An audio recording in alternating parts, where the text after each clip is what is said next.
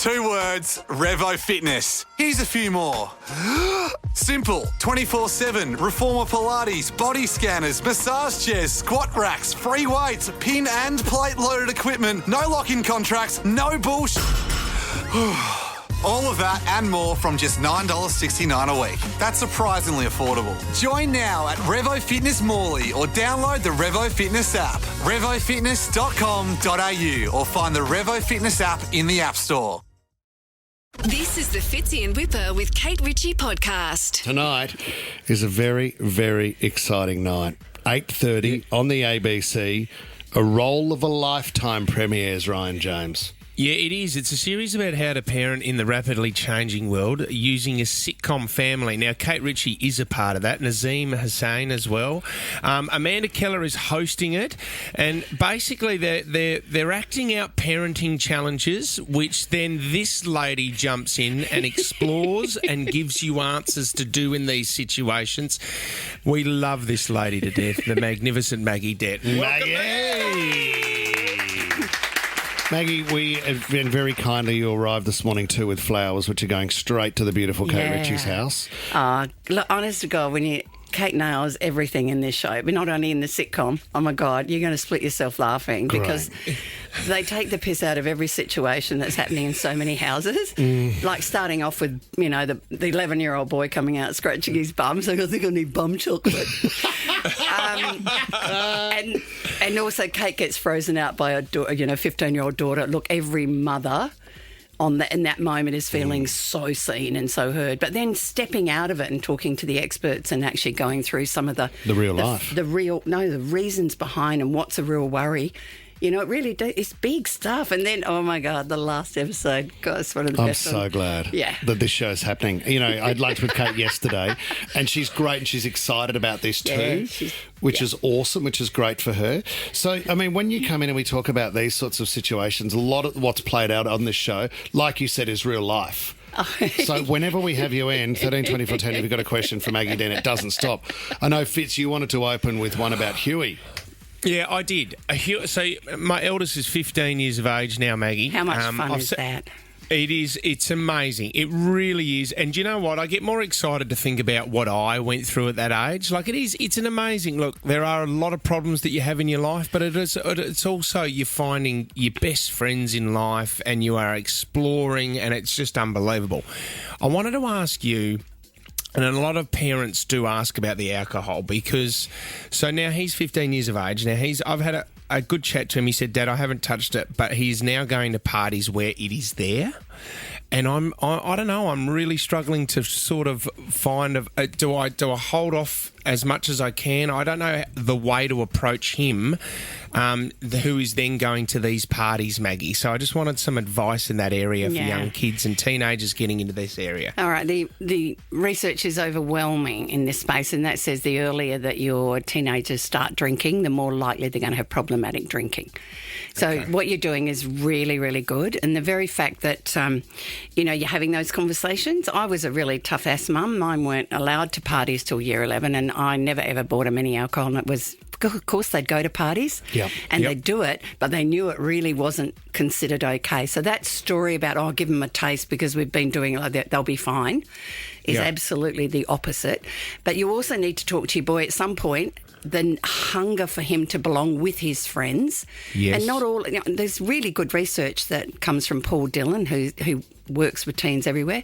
He said that they're drinking so much less than previous generations, and over 20% are not touching alcohol till their 20s. Interesting. Yeah. So they're already a little bit more sensible than previous generations. Changing culture. The culture has changed. Yes. It's changed massively. And so the tip is, if that pressure's happening, then go for anything that's lower alcohol. So go for beer and sit on the one drink.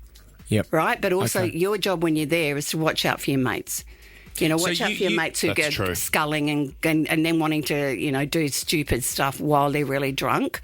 That's when we're starting to educate them about when we go out in social situations, it's a risky space for all of our teens because their prefrontal's not finished. But our job is to watch out for our friends and our mates in those situations. So you were anti though, Maggie. You said to your boys, "I don't want you to drink," but you knew that they were drinking if they were going to pub. But then, Maggie, the question I ask: were they comfortable enough to come and talk to you about it, or were they worried that Mum was no? No, but they would never dare come home inebriated, right? And then guess what's happening? They're doing OPs. They're drinking other people's. Right, yeah. Which means those other people aren't drinking as much either. And this is a country situation, a house full of boys in a very boy-male world. And they were in football clubs where, you know, there was a lot of drinking. Yeah, so for holding the ground, if I'd gone too hard, then you get rebellion. So mine was hard, but at the same time, I knew what was going on. That's why the rules were how you get home. Right, because that's the most risky thing is how our teens get home when they're affected by alcohol and drugs. Yeah, that's when they get run over, that's when they do dumb stuff, and that's when, you know, sexual violence happens, to be perfectly honest. Maggie, if we go back a few years, what am I looking at, 10 and an 8-year-old, why is it with young kids all the problems come at night time? You get into bed and then things that wouldn't worry them for 1 second throughout the day start piling in and there's tears as you're trying to get them to sleep. Yeah, so what happens is all of us actually do a bit of a day review. And so anything that's been bothering them during the day, they're being distracted around mealtime or normal homework time. And as they're getting ready for bed, it will come up into the mind things that do worry them. And that's why it is one of the windows that teens will often want to talk to you as they get older. Be prepared, 11 o'clock, just as you're ready to crash into bed. There's this hanging around in the kitchen or they're just sitting on the end of your bed. We have to be available for those times because that's exactly the time that they're feeling brave enough. You're not distracted by getting meals. You're not distracted by your phone. You're actually going to hear me right now. I see that as another one of those gifts. And, you know, it's what I keep saying. When your teen comes home and vents all over you, you know, they're just bringing stuff that they won't do at school. Yeah. But they're coming home to the safest human who loves them. So you need to take that as a gift. Yeah. That's because they love me. That's a good way to put it. Right? And we want it out, not It's the suppressed. worst time of the day, though. Yes. You're so stuffed. I'm trying to get downstairs, do some more work, Maggie. I know, but isn't it a great thing that they love you enough to come with that? Yeah, I know. It's Bring beautiful. their burdens and dump them on you. Well, it started when school went back that we have these issues at night time now. Yep. But the biggest one was, and it's considered the worst day of the year for a lot of kids, the swimming sports. Oh, my gosh. Why is the swimming sports the worst day of the year? And why are they so early? I know. Like heck. Holy heck. Let them settle in. It's warm enough in this country a bit longer. Yeah, I must admit, I've just had 4 of my grandkids once again. They hate it. Well, if they've been swimming a lot, they love it. Yeah. So, you see, I had a swimmer, so he loved it, right? Because that was his chance to dominate. That means his mother's been getting out of bed at 5:30 in the morning for the last year, loving it. Thanks very much. Thanks very much. Because the one I said to Ted, I mean, he was overthinking it beyond belief. Jack was a little bit like your other kid. Yep. He's just jumping in and roaring. And I said, Ted, you're not going to be an Olympic swimmer. No. That's okay. No one's expecting you to. We just want you to jump and have a go. Here's what I want you to do. Dive in, swim to the end, get out. Yep. And also, get into cheering your team. I think that's the big thing. This is about us all celebrating our form of culture is, our club, whatever.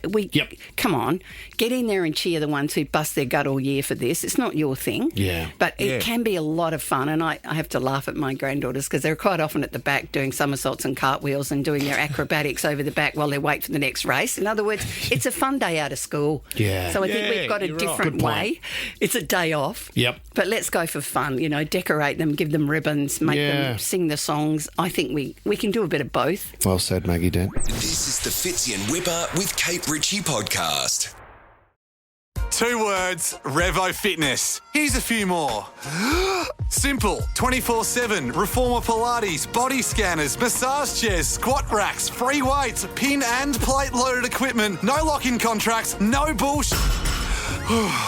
All of that and more from just $9.69 a week. That's surprisingly affordable. Join now at Revo Fitness Morley or download the Revo Fitness app. RevoFitness.com.au or find the Revo Fitness app in the App Store.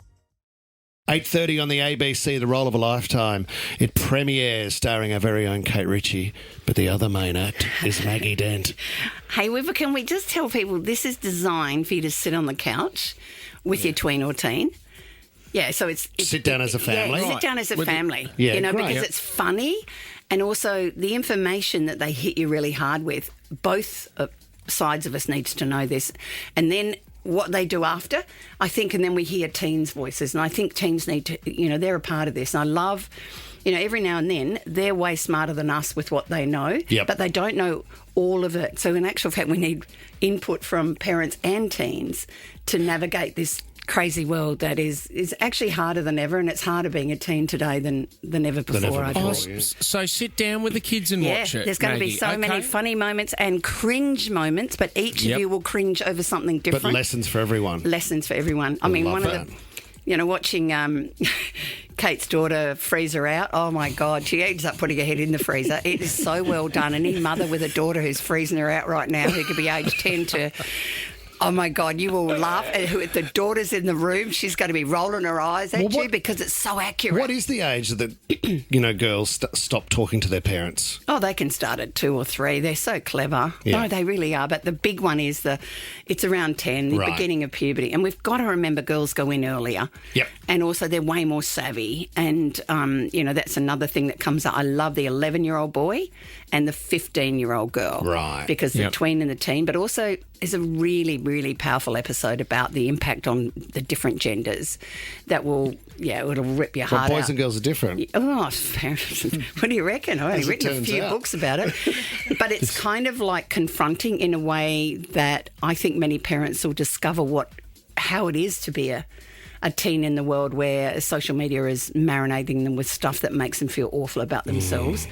And yet it also gives them a chance to connect and feel safe. So it's when we look at the dilemma through that lens, we've got to work out how do we do it in a safer way. That's what you and I have been fighting for.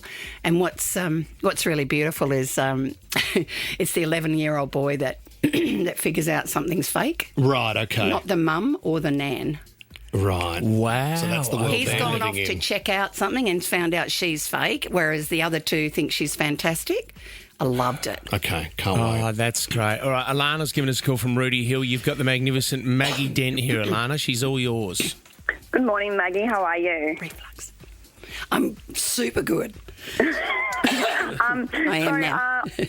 I've got a 10-year-old son, and he has a bit of a bigger frame compared to all of his mates. Yeah. His mates tend to kind of almost put him down a little bit about it and call him some names and what. Yeah. Sometimes it really gets to him, and I'm really struggling with the best way to navigate through that. Oh, look, this is the teasing and banter of boys. Actually, men, they do it all the time, don't they? So he's actually got a sensitive side to him. So one of my, this is completely normal. None of them really intend to cause him harm. They're actually, it's a crazy thing about boys that if I make other boys laugh, they're going to like me, and therefore I fit in my group. So I think you've got to work on his sense of humour and create some one-liners that he gives back. You're just jealous you haven't got my pecs, dude. Whatever it might be, you give him a tool to go back with it, because genuinely it's about connection. It's not about hurting and shaming. And there's a really big chapter in, my book, one of them, but it's online. There's a line in the sand, and the line in the sand gets crossed a lot with our teen boys because they're not real sharp at making great decisions. And I think 10, I know you're thinking 10, hang on, it does start here. This is the banter. If you listen to guys with their best mates, they call their best mates the worst names imaginable because they really, really like them. Yeah. Got it? And that's where it starts. Females, and that's where it starts. And us females, we don't do that, right? But there is a positive underneath to it. And I reckon he needs to flaunt this fact that you're all little. Here I am. Yeah, Check me out. yeah. Chris Hemsworth is jealous. Whatever you need to do, you can create some things to lighten it so he makes them laugh at the same time as they're trying to make him laugh. Yeah, Alana, he'd be stronger than the rest of them. Absolutely. He definitely is, yes. Yeah. Oh, good luck with it, Alana. Yep. Thank you. Thank you for you. your call. Adriana from Cromer, you've got Maggie Dent here, Adriana. Oh, good morning, guys. Thank you so much. And hi, Maggie. Hi. I was just wondering if I could ask you a question. Of course you can. I've got a little toddler, and often, as most parents would understand, I grab the iPad and I put them on. But after she comes off the iPad, honestly, it's like I have the Exorcist or the Omen or they something change. going on in my house. That's called the techno tantrum. Yeah, they do change. Let me explain it to you. So anything that makes our toddlers feel good, right, which is quite often throwing food, biting other kids, jumping on, like they're just toddlers, excites the brain and creates dopamine. So what happens with a small screen, it's wired to trigger lots of... So anything you're doing, they're not going to want to stop doing that, right? And it's a real challenge, which is I'm really going to say, please go back to the TV. Because there's a difference in the dopamine between a TV, and no child's ever harmed watching Bluey for 5 days. And that's a big one. The smaller screen will wire up that connection. Okay, so how do I come off it? You've got to offer them something that sounds just as exciting that's going to give them dopamine, right? So what else can we do? And we're going to do it really gently. I'm going to, in 5 more minutes, going to put a timer on so there's a bit of a sense of an ending, because we know that we're all wired with a state of flow. Once we're in it, I bet you've gone off to look for a recipe and 45 minutes later you're still on Instagram checking out some, and you're in the flow, and you've got a mature brain. So can you see a toddler doesn't? So I would make sure you're going to have a meltdown. It's just the same as when you cut the toast the wrong way. We've got to honour it. And they're expressing their big feelings. And at the end of that, they'll go from mad to sad, and then you'll be all right. But welcome to toddlers. I actually think toddlers and teens are really similar with their developmental needs. They're hungry for autonomy. They want to do it themselves. They want stuff that is instantly feels good. There's just hormones at the other end. Interesting. Yeah, it's just the added hormones. Can we go down to Kelly in Bellevue Hill, Jess? Go down to Kelly, because this is an interesting one with a teenager. Kel, you've got Maggie. Hey, guys. How are we today? Hi, Kelly. I have a very forgetful teen. We forget where we've put the school uniform. We forget if we've submitted forms that the teachers are requiring. We forget everything, drink bottles, and it's like I'm at the end of my tether. Am I guessing it's a male? No, it's a girl. My daughter. Okay, well, I'm going to explain it, because there's less girls that do this than boys. So what happens in some point in the developing, and remember why adolescence is so confusing and difficult is because there's all these changes happening at the same time, and that's confusing the heck out of them. But what happens is the brain starts pruning off stuff that you're not going to use, you're not using as much of. Excuse me. I've got some reflux today. And then what happens, it prunes off stuff. So if you weren't very super great at organisation and memory before, you weren't using it, so it prunes a bit more off.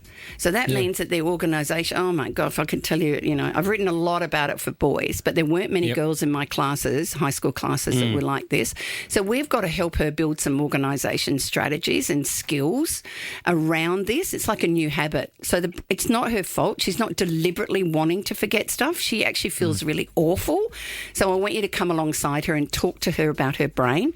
You'll find articles on my website, or else, there's lots of others. But at the end of the day, imagine if you're the one who's forgotten about the maths test, and you're the one who's left your backpack on the bus.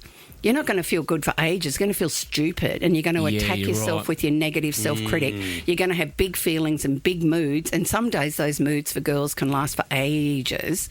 Yeah. And so this is what we do. We step up saying, let's work out a plan. I'm not going to tell you what to do.